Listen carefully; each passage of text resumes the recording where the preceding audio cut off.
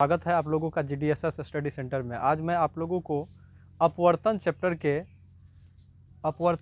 के लेंस में प्रूव्ड करेंगे। लेंस सूत्र है 1/v माइनस 1/u बराबर 1/f। तो ये उत्तल लेंस में सिद्ध करेंगे 1/v माइनस 1/u बराबर 1/f। तो आप लोग परावर्तन चैप्टर में v, u और f से परिचित होंगे। थोड़ा सा इसमें मतलब v, u और f आया, इस चीज़ के बारे में डिस्कशन कर लेते हैं।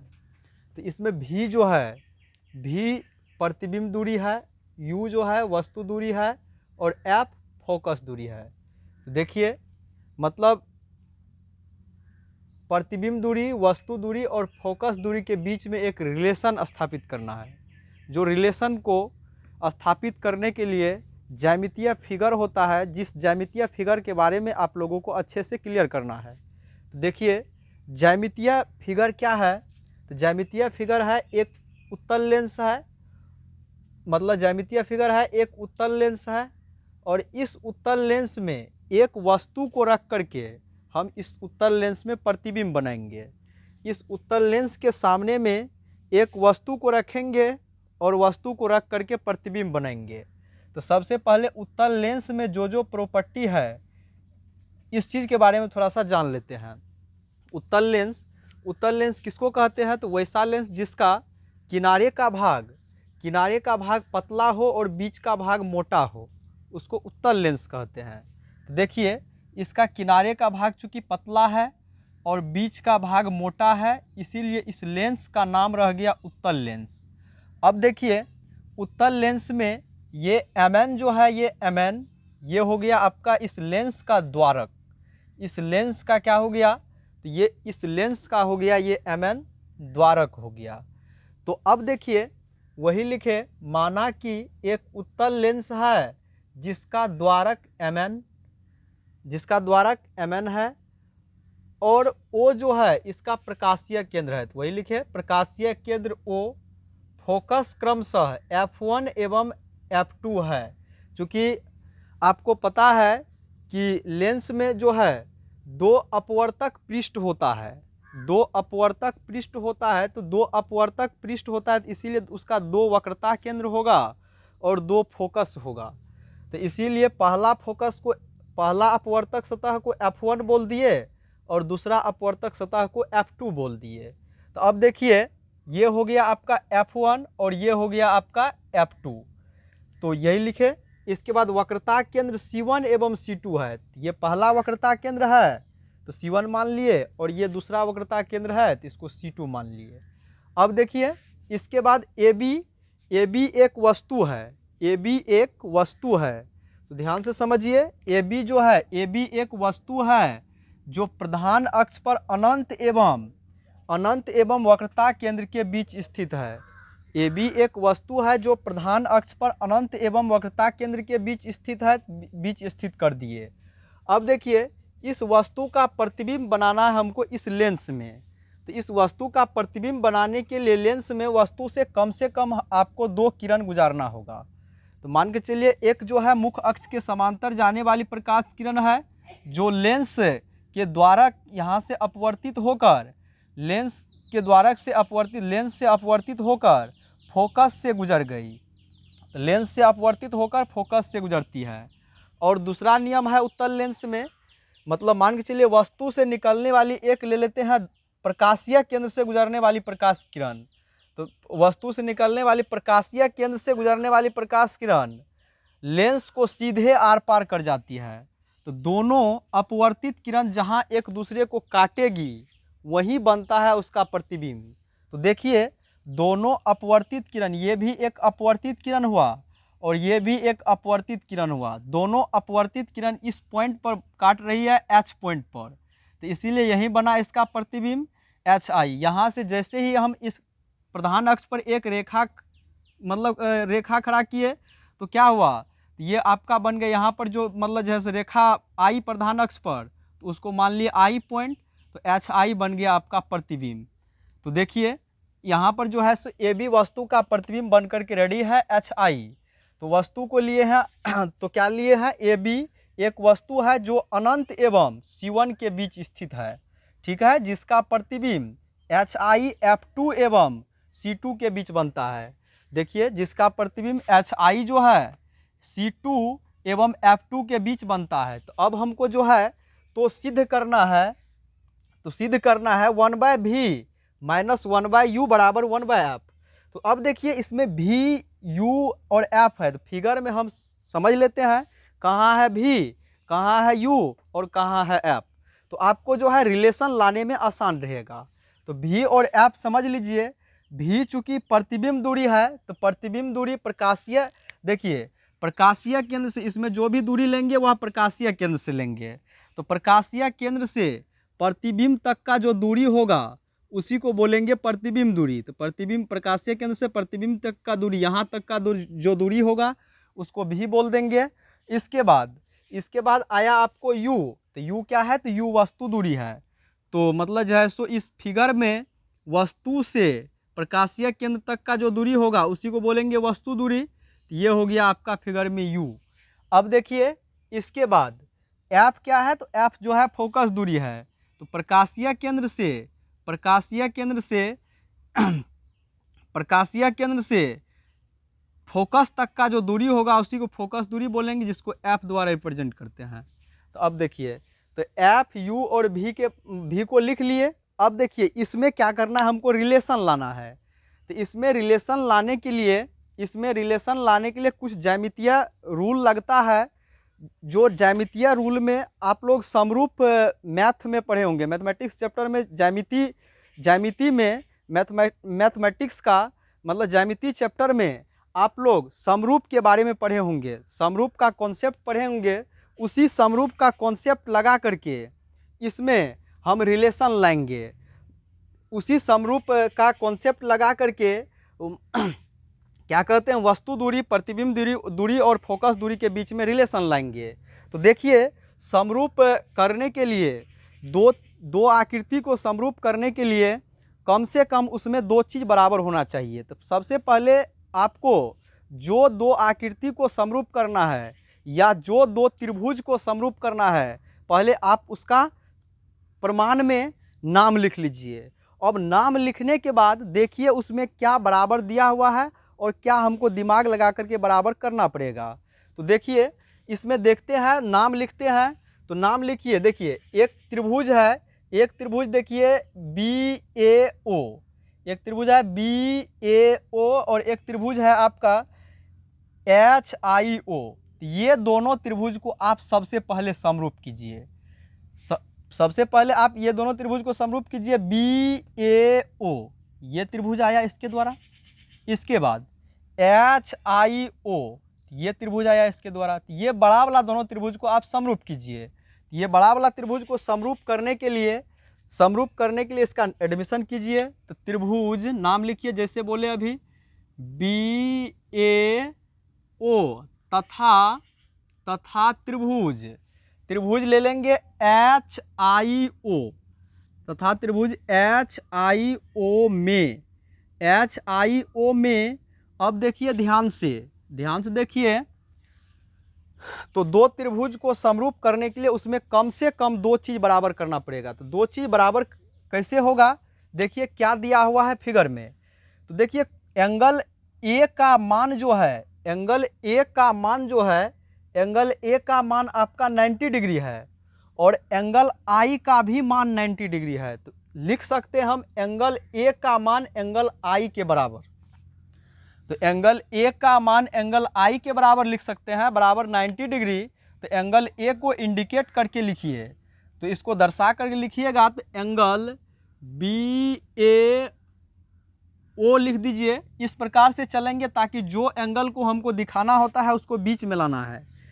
तो BAO बराबर हो गया एंगल BAO बराबर हो गया एंगल HIO। तो HIO बराबर 90 डिग्री। ये हो गया आपका प्रश्न से। अब देखिए ध्यान से, इसके बाद एक एंगल और बराबर करना पड़ेगा। या तो एंगल ही बराबर आ जाए, न तो भुजा का अनुपात बराबर आए। क्योंकि समरूप में आप पढ़े हैं कि संगत भुजा समानुपाती होता है, तो इसीलिए अनुपात बराबर होता है। तो देखिए एंगल बराबर हो जाता है और बढ़िया है। तो ध्यान से समझिए, ये ट्रायंगल है और ये ट्रायंगल है, ये दोनों को समरूप कर रहे हैं। तो देखिए दोनों त्रिभुज का ये जो भुजा है, ये जो भुजा है मान के चलिए बी एच जो रेखा है और ये आई जो रेखा है, इसको देखिए, ये दोनों चूंकि आपको ओ बिंदु पर एक दूसरे को प्रतिच्छेद कर रही है। तो आप लोग 9th क्लास में पढ़े होंगे ये पढ़ में, जब दो त्रियक रेखा एक दूसरे को क्रॉस करती है, प्रतिच्छेद करती है, तो उसके आमने सामने का कोण बराबर होता है। तो जैसे आमने सामने का कोण बराबर होगा, जब दो त्रियक रेखा एक दूसरे को प्रतिच्छेद करती है तो उसका आमने सामने का कोण बराबर होगा। तो ये एंगल जो है इस एंगल के बराबर होगा, ये एंगल जो है इस एंगल के बराबर होगा। तो उसी नियम से यहाँ पर देखिए एंगल 1 का मान, इसको 1 मान लिए हैं, इसको 2 मान लिए, तो एंगल 1 का मान एंगल 2 के बराबर हो जाएगा। तो लिख दीजिए यहाँ पर एंगल 1 को थोड़ा सा कोष्ठ में इंडिकेट करके लिख दीजिए। एंगल 1 को लिखिएगा तो BOA, तो एंगल BOA, AOB भी लिख सकते हैं। इस प्रकार से चलेंगे ताकि बीच में आए बराबर। अब देखिए इस एंगल को 2 को लिखेंगे, तो एंगल 2 लिख दीजिए बराबर में उस साइड। एंगल 2 को इंडिकेट कीजिए IOH, एंगल IOH हो गया। अब देखिए ये हो गया आपको सम्मुख कोण से, क्या हो गया, सम्मुख कोण से। तो ये हो गया सम्मुख कोण से। तो अब देखिए सम्मुख कोण से हो गया, ये भी एंगल आया और ये भी एंगल आया, तो दोनों एंगल ही है, दोनों जो है एंगल ही है। तो इसीलिए लिखेंगे एंगल एंगल परमे से। तो एंगल मतलब ए समरूपता उप प्रमेय से ए समरूपता उप प्रमेय से हो जाएगा त्रिभुज ABAO समरूप त्रिभुज। देखिए दूसरा का नाम ध्यान से लिखिए, एंगल ए है आई के बराबर, चूँकि एंगल ए है आई के बराबर। तीसरा वाला लीजिए, एंगल ए है आई के बराबर, तो इधर आप एंगल ए को 2 नंबर में लिखे हैं, तो उधर भी आई को 2 नंबर में लिखिए। फिर एंगल ओ है ओ के बराबर, तो इधर आप ओ को 3 नंबर में लिखे हैं, तो उधर भी ओ को 3 नंबर में लिखिए। इसके बाद एच बच गया, तो एच को लिख दीजिए 1 नंबर में, तो हो गया HIO। इसके बाद देखिए समरूप हो जाने के बाद क्या करते हैं, संगत भुजा का अनुपात छांटते हैं। समरूप हो जाने के बाद संगत भुजा का अनुपात छांटिए। तो अनुपात छाटेंगे तो क्या हो जाएगा, इसका फर्स्ट सेकेंड लीजिए तो BA बट्टा इसका फर्स्ट सेकेंड ले लीजिए, तो फर्स्ट सेकेंड लीजिएगा तो HI हो जाएगा, बराबर इसका सेकेंड थर्ड लीजिए, तो सेकेंड थर्ड लीजिएगा तो हो जाएगा AO। अब बट्टा इसका सेकेंड थर्ड लीजिए, तो इसका सेकेंड थर्ड लीजिएगा तो हो जाएगा आपको IO। अब देखिए इसका फर्स्ट थर्ड लीजिए, तो फर्स्ट और थर्ड लीजिएगा तो BO हो जाएगा। अब बट्टा इसका फर्स्ट थर्ड लीजिए, तो फर्स्ट थर्ड हो जाएगा HO। अब देखिए ये आ जाने के बाद हम आपको बताए हैं कर्ण से हमको कोई मतलब नहीं है, तो इसीलिए कर्ण वाला पार्ट को हटा देंगे। तो कर्ण देखिए इसमें कौन है, खोजिए, BO है, 90 डिग्री के सामने वाला भुजा BO है, इसमें 90 डिग्री के सामने वाला भुजा HO है। तो BO और HO से आपको कोई मतलब नहीं है, कोई लेना देना नहीं है, इसीलिए इसको आप छोड़ दीजिए। तो क्या हो जाएगा, BA बट्टे HI बराबर AO बट्टे IO हो जाएगा। ये हो गया आपको समीकरण नंबर 1। अब देखिए समीकरण नंबर 1 आ जाने के बाद अब फिर से इसमें 2 ट्रायंगल लेंगे और वह दोनों ट्रायंगल को समरूप करेंगे।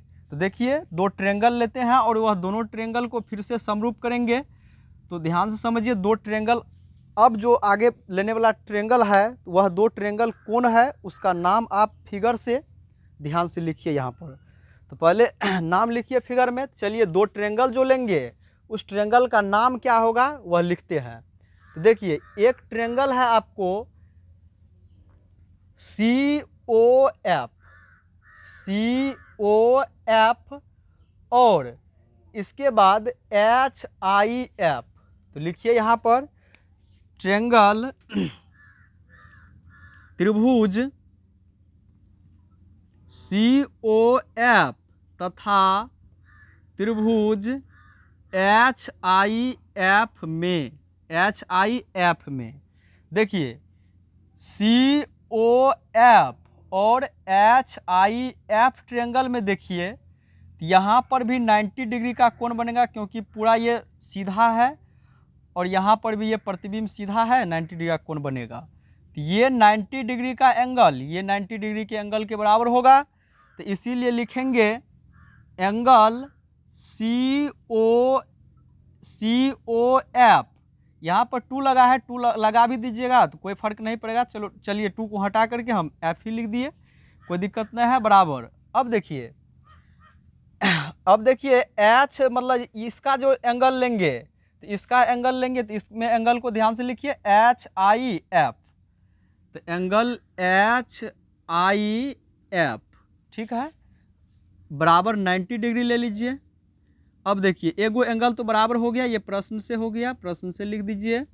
इसके बाद देखिए इसके बाद क्या हो जाएगा, तो इसके बाद वही फिर बात, दो तिर्यक रेखा एक दूसरे को क्रॉस करती है तो इसका सम्मुख कोण आपस में बराबर होता है। तो इसीलिए एंगल 3 का मान एंगल 4 के बराबर होगा। तो लिख देंगे कोण 3। अब कोण 3 को नामांकन करके लिख लिए CFO। तो एंगल CFO लिख दीजिए। अब बराबर कोण 4 को नामांकन करके लिखिए कोष्ठ में। तो IFH, एंगल IFH लिखिए। अब बड़ा मतलब ये हो गया आपको सम्मुख कोण से, तो कोष्ठ में लिख देते हैं तो बहुत बढ़िया रहेगा। सम्मुख कोण से, सम्मुख कोण से, सम्मुख कोण से लिख दीजिए। इसके बाद देखिए इसमें फिर 2 एंगल आया, 2 एंगल बराबर हुआ। तो 2 एंगल जब बराबर हुआ तो ये AA समरूपता उपप्रमेय से समरूप हो जाएगा। तो लिखेंगे AA समरूपता उपप्रमेय से, AA समरूपता उपप्रमेय से हो जाएगा। देखिए क्या हो जाएगा, AA समरूपता उपप्रमेय से त्रिभुज COF समरूप, दूसरा का नाम आपको बोले थे ध्यान से लिखिए, तो दूसरा का नाम बोले थे ध्यान से लिखिएगा। तो देखिए COF समरूप त्रिभुज है, आपको एंगल O का मान I के बराबर, तो O को 2 नंबर में, उधर भी I को 2 नंबर में। एंगल F का मान F के बराबर, इधर F को 3 नंबर में, उधर भी F को 3 नंबर में। तो H बच गया तो 1 नंबर में लिख दीजिए। इसके बाद देखिए, इसके बाद संगत भुजा का अनुपात समानुपात में लीजिए, समानुपाती होता है समरूप होने के बाद। तो संगत भुजा का अनुपात छांट लीजिए। तो संगत भुजा का अनुपात कैसे छांटते हैं, तो इसका फर्स्ट सेकेंड मतलब पहला और दूसरा, तो CO हो गया। इसका पहला और दूसरा लीजिए बट्टे में, तो इसका पहला दूसरा हो गया आपको HI, तो HI को लीजिए बट्टे में, बराबर इसका दूसरा तीसरा लीजिए, दूसरा तीसरा हो गया आपको OF, तो OF को लिखिए ऊपर में। इसका दूसरा तीसरा IF, तो IF को लिखिए नीचे में, बराबर इसका पहला तीसरा तो CF है, इसका पहला तीसरा नीचे में लिखिए HF है। अब देखिए ये छांट लेने के बाद, ध्यान से देखिए, छांट लेने के बाद अब क्या करना है हमको, तो मतलब जैसो इसमें HI लिखिए। हाँ, ये छांट लेने के बाद देखिए, ये छांट लेने के बाद क्या करना है, कर्ण पार्ट को हमको छोड़ देना है। कर्ण पार्ट को छोड़ दीजिए। तो कर्ण कौन है, फिगर में देखिए, कर्ण जो है CF है और HF है। तो CF और HF से हमको कोई मतलब नहीं है, CF हो गया और HF हो गया, ये कर्ण हो गया। कर्ण से हमको कोई लेना देना नहीं है, तो कर्ण को हटा दीजिए। कर्ण वाला पार्ट ये हो गया, कर्ण को हटा दीजिए। तो क्या हो गया आपको, वह उसको लिखिए एक बार। तो CO/HI बराबर OF/IF। जब ये आपको आ चुका है तो आप जो है समीकरण इसको 2 मान लीजिए। अब 2 मानने के बाद जो है, 2 मानने के बाद 1 और 2 को देखिए गौर से, 1 और 2 को गौर से देखिए क्या है। देखिए 1 में क्या है और 2 में क्या है, इस चीज़ को आप ध्यान से एब्जॉर्ब करके देखिए अच्छे से। देखिए समीकरण 1 के LHS में, LHS के नीचे में देखिए HI है, 2 के LHS के भी नीचे में HI है। समीकरण 1 के मतलब LHS के ऊपर में देखिए BA है, इसमें ऊपर में CO है। तो मान के चलिए अगर ये दोनों समीकरण को हमको एक बनाना है, दोनों समीकरण को एक बनाएंगे तभी एक बनाने के बाद जो है इसमें रिलेशन आएगा। तो चूंकि BA और HI, BA कहाँ है, BA और HI, चूंकि हमको BA और HI से भी कोई लेना देना नहीं है, हमको BA और HI प्रतिबिंब की ऊंचाई है और वस्तु की ऊंचाई है। BA जो है आपको वस्तु की ऊंचाई है और HI प्रतिबिंब की ऊंचाई है। तो न BA और HI से भी कोई हमको लेना देना नहीं है, तो हमको BA और HI को हटाना है। तो BA और HI को हटाने के लिए, BA और HI को हटाने के लिए आपको क्या करना पड़ेगा, इस समीकरण में भी अगर CO का मान BA के बराबर आ जाए तो हम तुलना करके 1 और 2 को अगर हम तुलना करेंगे तो ये हट सकता है। तो ये अब मतलब मामला यहाँ पर आकर के अटक गया कि ये BA का मान CO के बराबर होगा तो होगा कैसे, BA का मान CO के बराबर होगा तो होगा कैसे। तो ध्यान से समझिए फिगर को, फिगर पर चलिए आपको दिखा रहे हैं कि BA का मान CO के बराबर कैसे होगा। चलिए फिगर पर देखिए ध्यान से, ये आपका फिगर है। इस फिगर में देखिए BA आपका कहाँ है, तो BA आपका ये है। इसके बाद CO आपका कहाँ है, CO आपका ये है। तो अब ये फिगर को देखिए, तो चूंकि अगर नज़र बढ़िया से देखिएगा इसको, तो इसमें फिगर में आपको नज़र आएगा कि ये जो है, ये आकृति जो है, ये आकृति आपका बन गया है आयत। चूँकि ये आकृति जब आपका आयत बन गया है तो आयत में तो आमने सामने की भुजा की लंबाई बराबर होती है। तो जितना बड़ा BA होगा उतना ही बड़ा OC होगा या CO होगा, जितना बड़ा आपका AO होगा उतना ही बड़ा BC होगा। तो चूँकि आयत है तो आयत मतलब आयत से लिख सकते हैं, CO के जगह हम लिख देंगे, CO के जगह लिख दीजिए, CO की जगह लिख दीजिए AB, CO की जगह लिख दीजिए AB या BA, तो BA लिख दिए। इसके बाद ध्यान से समझिए HI है, तो HI को वैसे का वैसे लिख दीजिए। इसके बाद बराबर हो गया आपको OF, उस साइड कोई चेंजिंग नहीं, अब बट्टा IF लिख दीजिए। ये हो गया आपको समीकरण नंबर समीकरण, चलिए इसी को मान लेते हैं, उससे कोई फर्क नहीं पड़ेगा। इसमें लिख दीजिए कोष्ट में लिख दीजिए, इस समीकरण हो गया आपका 2, समीकरण 2 हो गया, इसको लिख दीजिए कोष्ट में। चूँकि BCO1, चूँकि BCO1 एक आयत है, इसीलिए BA बराबर CO, इसीलिए लिखे हैं BA बराबर CO। चूँकि BCOA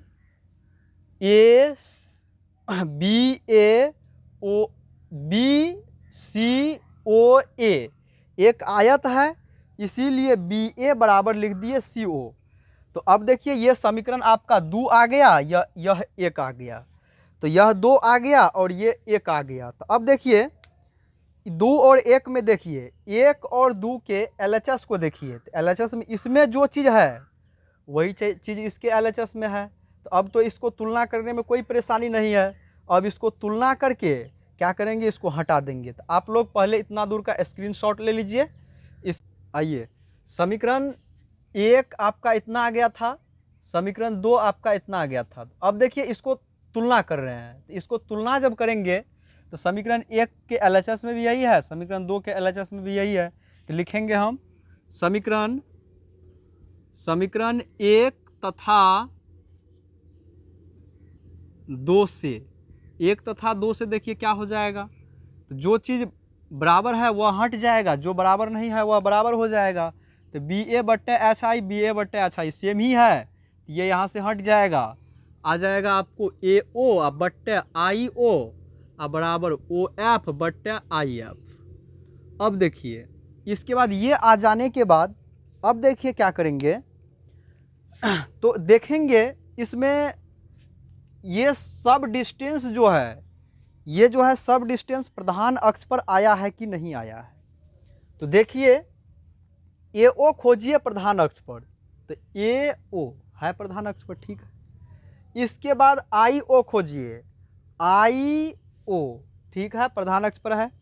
इसके बाद ओ एफ खोजिए, तो ओ एफ है प्रधान अक्ष पर, ठीक है। इसके बाद आई एफ खोजिए, आई एफ, आई एफ यही है, तो आई एफ है प्रधान अक्ष पर।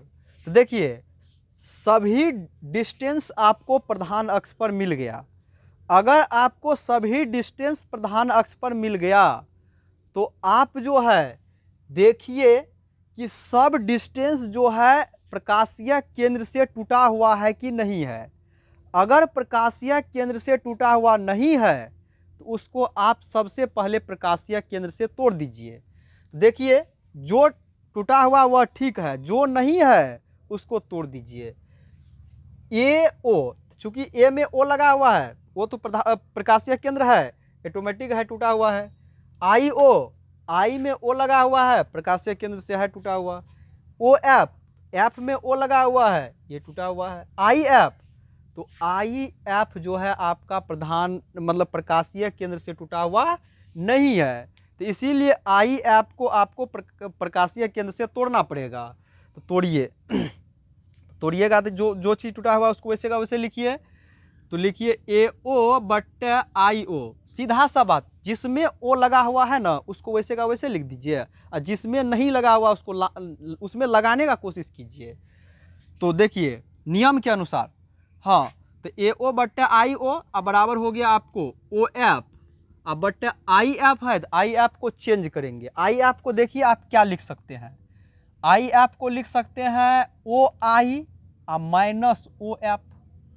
आई एफ को लिख सकते हैं, आई एफ इतना दूर हुआ, इतना दूर को देखिए आप क्या लिख सकते हैं, इतना दूर को, इतना दूर पूरा माइनस इतना दूर, मतलब पूरे में से अगर इतना को माइनस कर देंगे तो ऑटोमेटिक है इतना बचेगा, तो वही लिख दीजिए। मतलब ओ I minus, O I minus हो जाएगा, ओ आई माइनस लिख दीजिए ओ एफ लिखिए। अब देखिए अगर आप प्रधान अक्ष से तोड़ लिए हैं तो आप चिन्ह परिपाटी का रूल लगाइए। चिन्ह परिपाटी का रूल लगाइए। चिन्ह परिपाटी का रूल क्या है, तो चिन्ह परिपाटी का रूल देखिए ध्यान से, क्या है चिन्ह परिपाटी का रूल। तो चिन्ह परिपाटी से पहले डिस्टेंस सब लिखिए, सारा डिस्टेंस, तो यहाँ पे लिखिए चिन्ह परिपाटी, चिन्ह परिपाटी,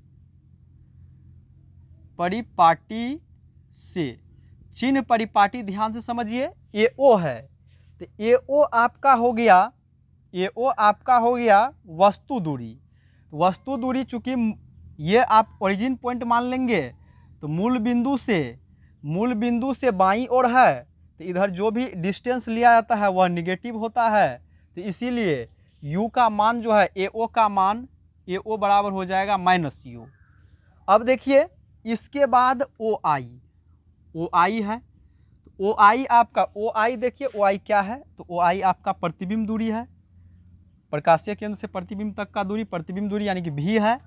तो ये जो ओ आई है आपको, मतलब इसको अगर ओरिजिन पॉइंट मान लीजिएगा तो ओरिजिन पॉइंट से ये जो है आपका डिस्टेंस मतलब राइट साइड है, तो इसीलिए राइट साइड है, तो इसीलिए आपका हो जाएगा ये पॉजिटिव, ये डिस्टेंस जो है आपका पॉजिटिव हो जाएगा, तो इसीलिए ओ आई का मान लिखेंगे प्रतिबिंब दूरी पॉजिटिव मतलब प्लस भी, प्लस नहीं भी लिखिएगा चलेगा, लिख दीजिए। लेकिन इसके बाद है ओ एफ, तो ओ एफ देखिए ओ से एफ तक, ओ से एफ तक मतलब प्रकाशीय केंद्र से फोकस तक, तो हो गया फोकस दूरी। और ये जो है सो राइट साइड है, राइट साइड होने के कारण ये भी पॉजिटिव, तो इसीलिए ओ एफ बराबर हो जाएगा प्लस एफ। अब ये सब मान को इसमें पुट कर दीजिए, ये सब मान को इसमें पुट कीजिए। तो ए ओ के जगह बैठाइए माइनस यू, अब बट्टा हो जाएगा ओ आई का मान भी बराबर ओ एफ। तो ओ एफ के जगह रखिए प्लस एफ, प्लस नहीं भी लिखेंगे चलेगा। इसके बाद देखिए, इसके बाद लिख देंगे ध्यान से समझिए, इसके बाद लिखेंगे ओ आई है। तो ओ आई कहाँ तक है, तो देखिए ओ आई पूरे है, ओ आई मतलब प्रतिबिंब दूरी हो गया, तो यानी कि हो जाएगा भी। इसके बाद है ओ एफ है, तो ओ एफ को लिख दीजिए, ओ एफ को लिखिए, एफ है ओ एफ का मान, तो प्लस माइनस आपका हो जाएगा माइनस एफ। अब इसको जो है क्रॉस मल्टीप्लिकेशन कीजिए, तो क्रॉस मल्टीप्लिकेशन कीजिएगा तो आपका हो जाएगा माइनस यू इंटू भी माइनस एफ, अब बराबर उस साइड हो जाएगा भी एफ। अब देखिए u से ब्रैकेट तोड़ लीजिए, तो u से ब्रैकेट अगर तोड़ते हैं तो माइनस यू भी हो जाएगा, माइनस माइनस प्लस हो जाएगा, यू एफ हो जाएगा बराबर भी एफ हो जाएगा। इसके बाद देखिए यहाँ तक आ जाने के बाद क्या कीजिएगा, तो इसको यहाँ तक आ जाने के बाद यू भी एफ से आप दोनों तरफ भाग दे दीजिए। यहाँ तक आ जाने के बाद क्या कीजिएगा, यू भी एफ से आप दोनों तरफ भाग दे दीजिए। तो यू भी एफ से भाग दीजिए, तो लिखिए दोनों तरफ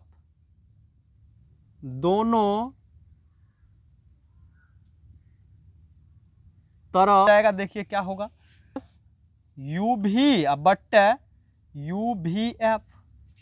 इसके बाद देखिए प्लस यू एफ बट्टे यू भी एफ, अब बराबर उस साइड देखिए भी एफ, अब बट्टा हो जाएगा यू भी एफ। अब देखिए ये कटेगा कुछ, एफ से एफ कट जाएगा, यू से यू कट जाएगा, यू से यू कट जाएगा, भी से भी कट जाएगा, इस साइड भी कटेगा, भी एफ से एफ कट जाएगा, भी से भी कट जाएगा। जो बचा उसको लिख दीजिए। तो क्या सब बचा, तो माइनस वन अब बट्टे एफ बचा, प्लस यहाँ बचा वन बट्टे भी बचा, अब बराबर उस साइड क्या बच गया, देखिए वन बट्टे यू बचा। अब देखिए इसको दाएं बाएं कीजिए, तो दाएं बाएं कीजिएगा तो भी को वन बाय भी को इसी साइड रखिए, इस side one by you plus में है आर एच एस में, तो एल एच एस लाइएगा तो माइनस में चले आएगा, माइनस वन बाय यू। अब बराबर इस साइड है वन बाय एफ माइनस में, इसको आर एच एस कीजिएगा, एल एच एस से आर एच एस, तो उस साइड जाएगा तो प्लस में चले जाएगा, प्लस वन बाय एफ हो गया, तो वन बाय एफ हो गया। तो यही था हमको प्रूव करने के लिए। हम उम्मीद करेंगे आप लोग ये अच्छे से समझ गए होंगे।